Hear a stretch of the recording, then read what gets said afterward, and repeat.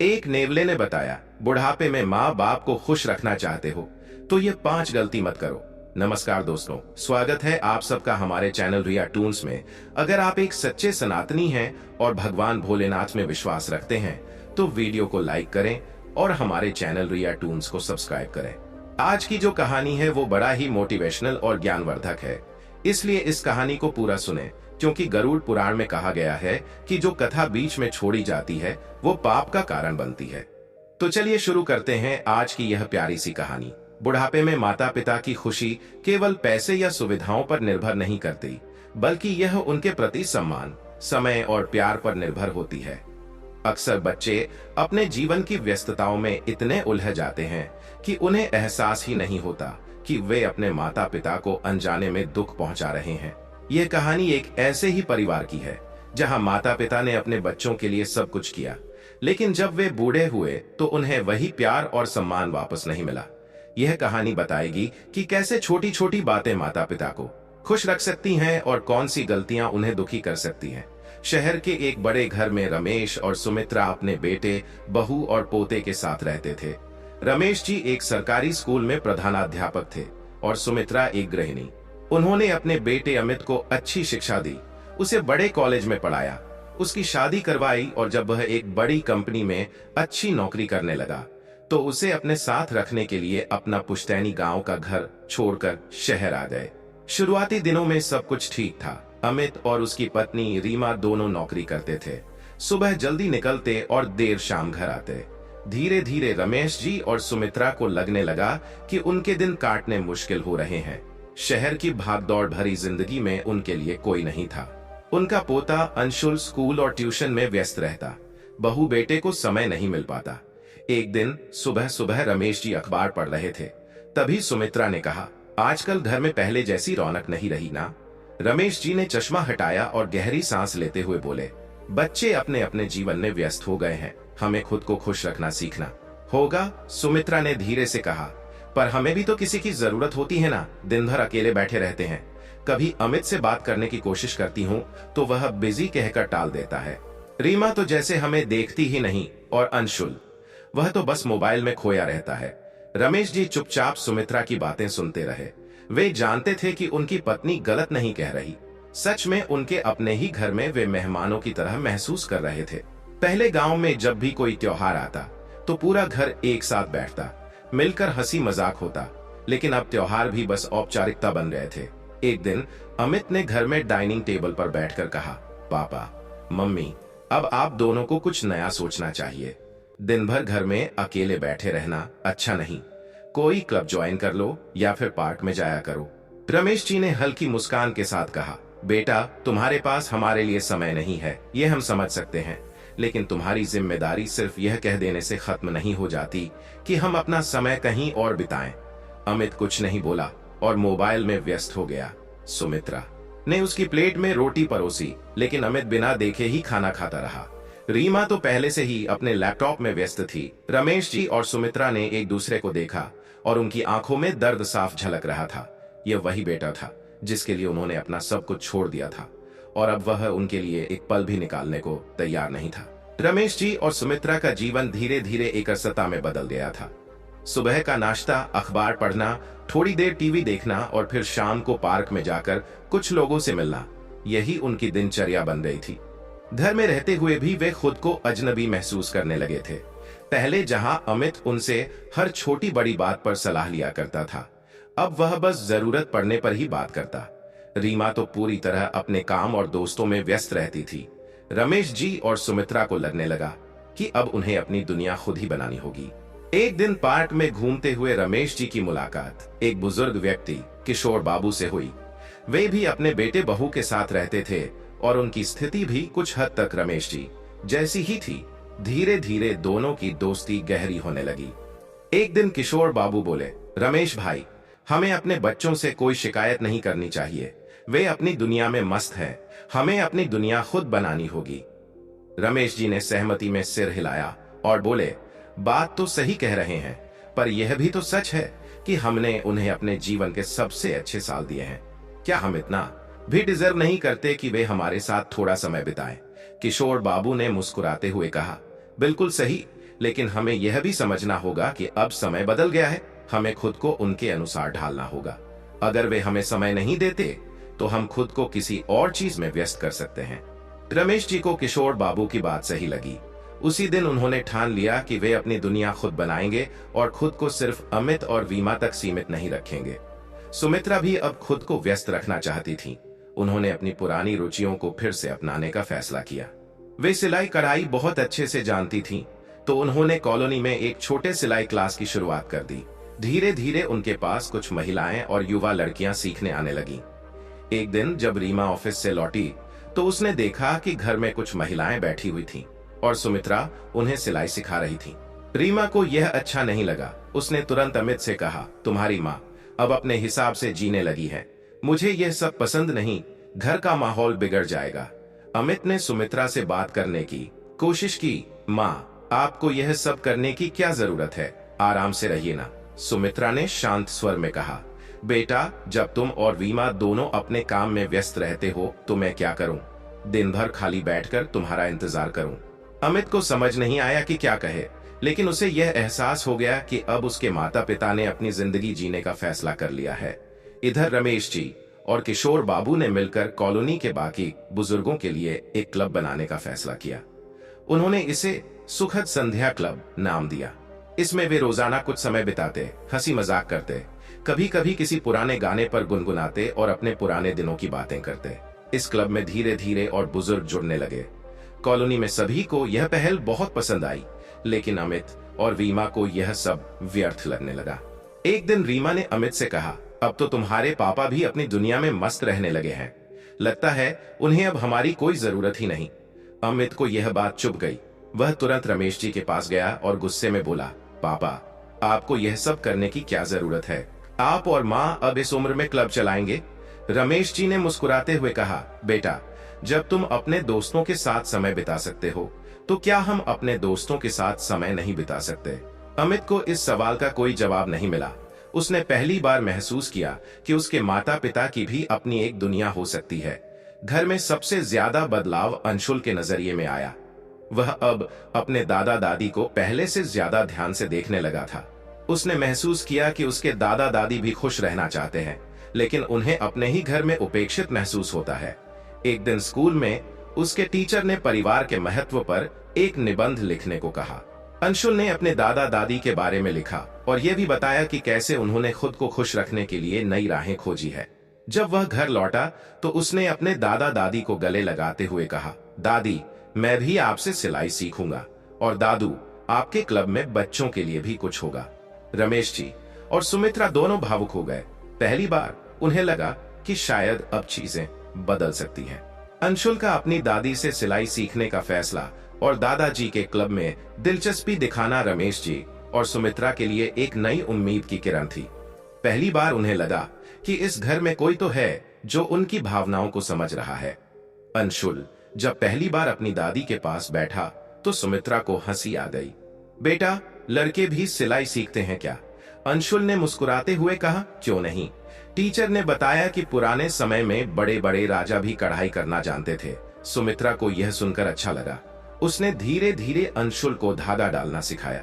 कुछ ही दिनों में अंशुल को यह काम मजेदार लगने लगा। वह अपने दादी दादा के साथ ज्यादा समय बिताने लगा और धीरे धीरे उसकी माँ रीमा को यह खटकने लगा। एक शाम रीमा ने अमित से कहा, देख रहे हो तुम्हारे मम्मी पापा अब अंशुल को भी अपने रंग में रंग रहे हैं। अमित ने गहरी सांस ली और कहा, अंशुल खुद से यह सब कर रहा है, जबरदस्ती तो नहीं कर रहे ना वे, लेकिन यह सब करने की क्या जरूरत है। रीमा झुंझला उठी। अमित ने कुछ नहीं कहा। उसने भी महसूस किया था कि उसके माता पिता अब पहले की तरह चुपचाप बैठे रहने वाले नहीं हैं। रमेश जी और किशोर बाबू का सुखद संध्या क्लब अब काफी मशहूर हो गया था। अब यहाँ हर उम्र के लोग आने लगे थे। एक दिन क्लब में एक कॉलेज की लड़की श्रुति आई। वह सोशल वर्क से जुड़ी थी और उसने बुजुर्गों के साथ समय बिताने की इच्छा जाहिर की। मैं चाहती हूँ कि आपकी कहानियां और जीवन के अनुभव हमारे युवा दोस्तों तक पहुंचे, उसने कहा। रमेश जी को यह विचार बहुत अच्छा लगा। उन्होंने श्रुति से कहा, अगर हमारी कहानियां किसी के काम आ सकती हैं तो हमें खुशी होगी। अब तक अमित और वीमा को लगने लगा था कि उनके माता पिता अब पूरी तरह बदल चुके हैं। एक दिन रीमा ने फिर अमित से कहा, अब तो मम्मी पापा को हमारी कोई जरूरत ही नहीं रही। यह क्लब, यह सिलाई क्लास, बस इन्हीं में मस्त रहते हैं। अमित ने शांत स्वर में कहा, रीमा, क्या हम कभी उनके लिए समय निकालते थे? रीमा कुछ नहीं कह पाई। तो फिर शिकायत कैसी? अमित ने हल्की मुस्कान के साथ कहा। रमेश जी और सुमित्रा की जिंदगी अब धीरे धीरे नई दिशा में बढ़ रही थी। उनकी दुनिया अब सिर्फ अमित, रीमा और अंशुल तक सीमित नहीं थी। वे अपनी रुचियों और नए दोस्तों के साथ एक नई शुरुआत कर चुके थे, लेकिन इस बदलाव को घर के हर सदस्य ने अलग अलग नजरिए से देखा। अंशुल के लिए यह एक रोमांचक सफर था, जिसमें वह अपने दादा दादी के साथ ज्यादा समय बिता पा रहा था। वहीं अमित धीरे धीरे इस बदलाव को स्वीकार करने लगा था, लेकिन रीमा को अब भी यह सब पसंद नहीं आ रहा था। सुखद संध्या क्लब अब केवल मनोरंजन का केंद्र नहीं रह गया था। इसमें लोग अब नई चीजें सीखने, अपनी परेशानियां साझा करने और समाज की भलाई के लिए छोटे छोटे प्रयास करने लगे थे। एक दिन श्रुति ने क्लब में एक प्रस्ताव रखा, क्यों न हम इस क्लब को ऑनलाइन भी लेकर जाएं? यहाँ के बुजुर्गों की कहानियां और अनुभव हम सोशल मीडिया के जरिए ज्यादा से ज्यादा लोगों तक पहुंचा सकते हैं। रमेश जी और किशोर बाबू को यह विचार बहुत पसंद आया, लेकिन रमेश जी को थोड़ा संकोच हुआ। बेटा, हमें तो यह सब ठीक से चलाना भी नहीं आता। श्रुति हंसकर बोली, आप बस अपनी कहानियां सुनाइए, बाकी काम हम कर लेंगे। जब रीमा को पता चला कि अब क्लब ऑनलाइन भी चल रहा है तो उसका गुस्सा और बढ़ गया। अब तो मम्मी पापा पूरे शहर में मशहूर होने की तैयारी में हैं। उसने ताने मारते हुए अमित से कहा। अमित ने पहली बार सख्ती से जवाब दिया, रीमा, अगर वे खुश हैं तो इसमें गलत क्या है? तो क्या हम अब उनके लिए कोई मायने नहीं रखते? रीमा झुंझला गई। हमारे मायने हैं या नहीं, ये हमें खुद सोचना होगा। हमने ही तो कभी उन्हें समय नहीं दिया। अब अगर वे अपनी खुशी खुद ढूंढ रहे हैं तो इसमें परेशानी क्यों हो रही है? रीमा को पहली बार एहसास हुआ कि अमित भी अब अपने माता पिता के पक्ष में खड़ा हो गया है। अंशुल को दादा दादी के साथ समय बिताना बहुत अच्छा लगने लगा था। उसने अपने स्कूल में भी उनके क्लब के बारे में बताना शुरू कर दिया। एक दिन उसके स्कूल में एक प्रोजेक्ट मिला, अपने परिवार के किसी बुजुर्ग की कहानी लिखो। अंशुल ने बिना देर किए अपने दादा दादी की कहानी लिखनी शुरू कर दी। उसने उनकी जिंदगी के संघर्ष, उनके नए क्लब और उनके बदलते रिश्तों के बारे में लिखा। जब उसने यह निबंध क्लास में पढ़ा तो उसके टीचर और दोस्तों को यह बहुत पसंद आया। वाह अंशुल, तुम्हारे दादा दादी तो बहुत शानदार इंसान हैं, उसकी टीचर ने कहा। अंशुल गर्व से मुस्कुराया। धीरे धीरे घर में एक अलग सा बदलाव आने लगा। अमित अब अपने माता पिता से पहले से ज्यादा बातचीत करने लगा था। रीमा भले ही अभी पूरी तरह से नहीं बदली थी, लेकिन उसने भी देख लिया था कि अब इस बदलाव को रोकना संभव नहीं था। लेकिन क्या यह बदलाव स्थायी रहेगा? रीमा के लिए यह बदलाव अभी भी असहज था। वह खुद को इस नए माहौल में फिट नहीं कर पा रही थी। उसे लगने लगा था कि उसके सास ससुर अब उसकी जिंदगी से दूर होते जा रहे हैं। लेकिन अंशुल और अमित का नजरिया बिल्कुल अलग था। सुखद संध्या क्लब अब शहर में चर्चा का विषय बन चुका था। सोशल मीडिया पर क्लब की कहानियां वायरल होने लगी। श्रुति ने इसे सुखद संध्या डिजिटल नाम से एक ऑनलाइन प्लेटफॉर्म पर डालना शुरू कर दिया था, जहां हर हफ्ते नए नए बुजुर्ग अपनी कहानियां साझा करते। रमेश जी और किशोर बाबू के लिए यह एक नया अनुभव था। वे कभी सोच भी नहीं सकते थे कि उनकी जिंदगी के अनुभव लोगों को इतना प्रभावित करेंगे। क्लब में हर दिन नई गतिविधियां होती, कभी किताबों की चर्चा, कभी कला और शिल्प कार्यशाला, तो कभी अपने जीवन के रोचक किस्से सुनाने का सेशन। एक दिन जब श्रुति ने क्लब की कुछ वीडियो ऑनलाइन डाली तो एक बड़ी मीडिया कंपनी ने इसमें रुचि दिखानी शुरू कर दी। उन्होंने सुखद संध्या क्लब पर एक डॉक्यूमेंट्री बनाने का प्रस्ताव रखा। क्या सच में? रमेश जी को यकीन नहीं हुआ। हाँ दादाजी, श्रुति उत्साह से बोली, वे आप लोगों की कहानियां सुनना चाहते हैं और पूरे देश को दिखाना चाहते हैं। क्लब के सदस्यों में उत्साह की लहर दौड़ गई, लेकिन रीमा के लिए यह और असहनीय हो गया।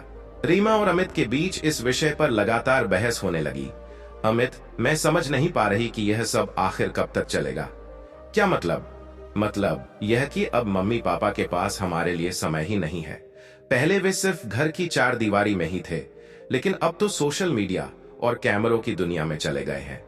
अमित ने गहरी सांस ली। रीमा, उन्होंने पूरी जिंदगी हमारे लिए बिताई। अब अगर वे अपनी जिंदगी जी रहे हैं तो इसमें बुरा क्या है?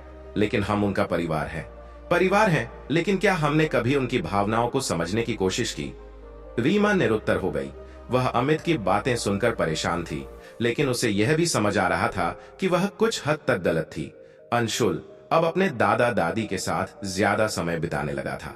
एक दिन उसे दादाजी के पुराने ट्रंक में कुछ पुरानी तस्वीरें और पत्र मिले। दादाजी, ये सब क्या है? उसने उत्सुकता से पूछा। रमेश जी ने तस्वीरें देखी और मुस्कुराए। ये हमारे पुराने दिनों की यादें हैं बेटा। तस्वीरों में युवा रमेश जी और सुमित्रा किसी पुरानी नुक्कड़ नाटक मंडली के साथ खड़े थे। दादाजी, आप थिएटर भी करते थे?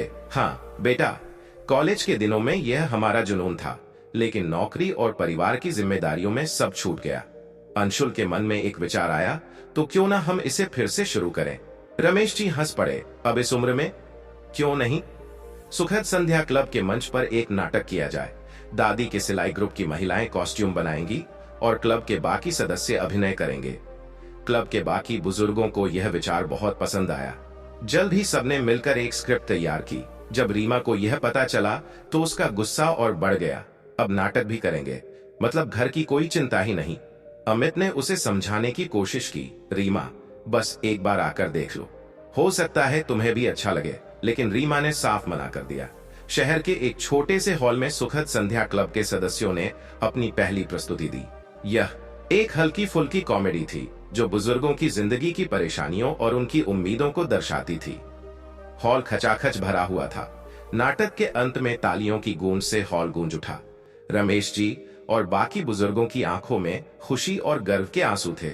रीमा ने नाटक देखने के लिए साफ मना कर दिया था, लेकिन फिर भी वह छुपकर हॉल में आ गई थी।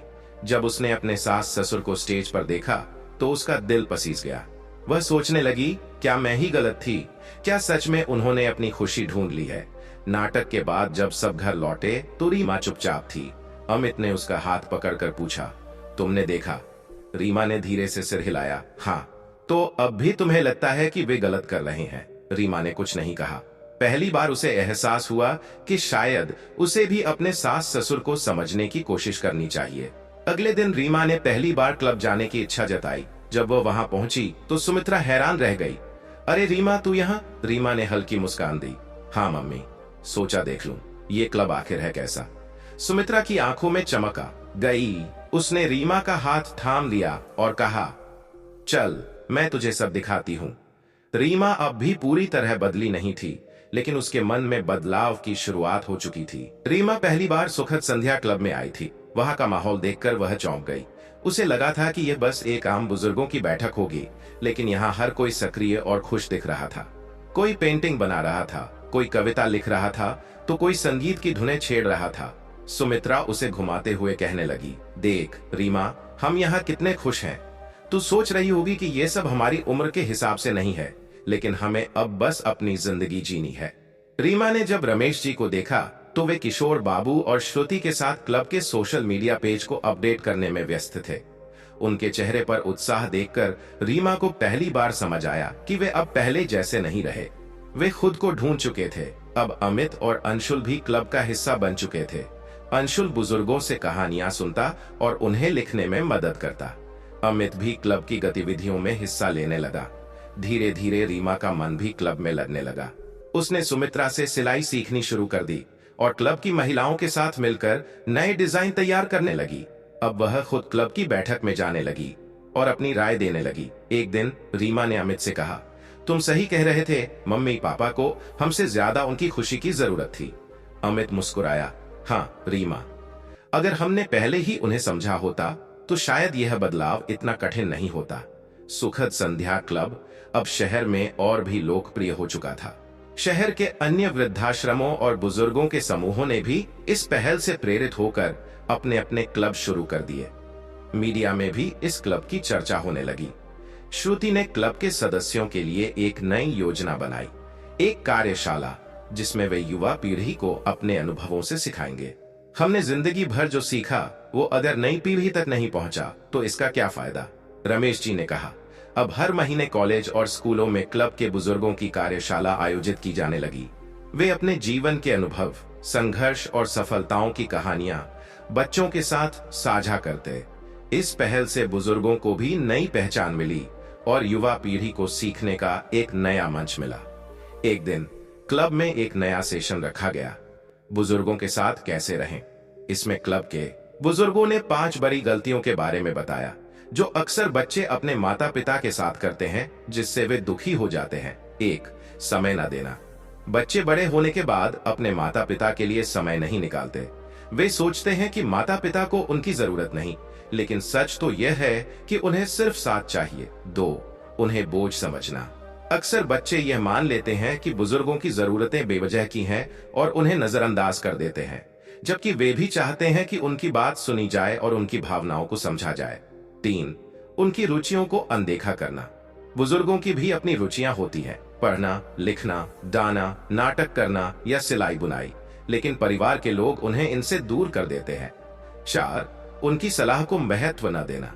बुजुर्गों का अनुभव जीवन का खजाना होता है, लेकिन बच्चे उनकी राय को महत्व नहीं देते। इससे वे खुद को बेकार और उपेक्षित महसूस करने लगते हैं। 5. उन्हें समाज से काट देना। कई बार बच्चे अपने माता पिता को घर तक सीमित कर देते हैं और उन्हें बाहर की दुनिया से दूर कर देते हैं। इससे वे अकेलापन महसूस करने लगते हैं। रीमा यह सब सुन रही थी। उसे समझ आ गया था कि उसने भी यही गलतियां की थी। समय बीतता गया। सुखद संध्या क्लब अब एक संस्था बन चुका था। इसने कई और शहरों में अपने केंद्र खोल लिए थे। रीमा अब क्लब की सक्रिय सदस्य बन चुकी थी। उसने सुमित्रा के साथ मिलकर एक महिला सशक्तिकरण समूह बनाया, जहां वे अन्य महिलाओं को आर्थिक रूप से आत्मनिर्भर बनने के लिए ट्रेनिंग देती थीं। अंशुल ने अपने स्कूल के दोस्तों को क्लब से जोड़ा और अब युवा पीढ़ी भी बुजुर्गों के साथ समय बिताने लगी। अमित और रीमा ने भी अपने माता पिता के साथ ज्यादा वक्त बिताना शुरू कर दिया। अब वे सब मिलकर साथ बैठते, बातें करते और त्योहारों को पहले से कहीं ज्यादा उत्साह से मनाते। एक शाम रमेश जी और सुमित्रा छत पर बैठे थे। वे दूर क्षितिज की ओर देख रहे थे।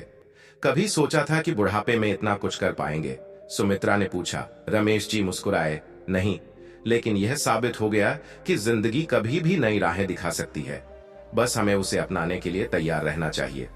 नीचे से आवाज आई, दादाजी, दादी, चलिए आज की क्लब मीटिंग शुरू होने वाली है। रमेश जी और सुमित्रा ने एक दूसरे को देखा और मुस्कुराते हुए नीचे चल दिए। दोस्तों, हमारी आज की कहानी यहीं समाप्त होती है। हमें उम्मीद है कि यह कहानी आपको पसंद आई होगी और इससे आपको बहुत सारी सीख और प्रेरणा मिली होगी। अगर आपको यह कहानी अच्छी लगी हो तो वीडियो को लाइक करें, अपनी राय कमेंट में जरूर बताएं और हमारे चैनल रिया टून्स को सब्सक्राइब करें। मिलते हैं अगले वीडियो में एक नई प्रेरणादायक कहानी के साथ। तब तक के लिए नमस्कार। जय श्री कृष्ण।